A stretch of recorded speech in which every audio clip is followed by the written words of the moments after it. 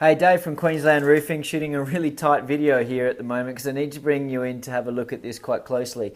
This is your tiled roof, but this is a little latch, a little hook that goes over from the timber work on your roof and it holds down the tile. It can be seen in a couple of different angles and you can see it here. It's the same thing. This is looking down when a tile has been slid up on your roof. You can see this is holding onto the timber work and this goes up and over and hooks onto your tile. Now, the reason this can be a complication or an issue for roofs with this hook is because this problem here.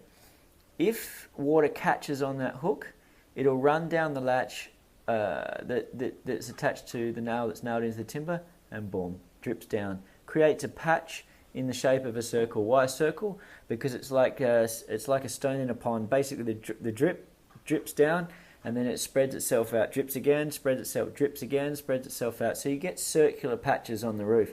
And it's really easy to work out what's happening when I walk into someone's house and I see random patches, all little circle patches. And look, the unfortunate issue with it is, look, you'll be told it's maintenance. We end up having to strip roofs and relaying them with a different type of clip. We can talk about that another day. But I want to get the point across you'll be told that it's maintenance and that you've got to clean out the channels in your tiles, in between your tiles. When someone works out how to do that, then we will be in a completely new industry. But till then, I've seen situations where clean as can be, those hooks are still catching water. And we have found no other way than to unhook that hook or to put a different clip in. I've got to be careful what I say here because I know this upsets a lot of people and this is probably the most controversial video that I could possibly do. So I have to be mindful of what I'm saying.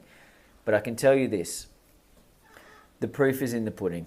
And I have shot after shot, situation after situation where we take roofs off, we go through these roofs and we see directly underneath the hook, directly underneath, on hundreds and hundreds of different little patches, directly underneath the roof, where the hook is, where that nail is nailed into the timber, there's a leak.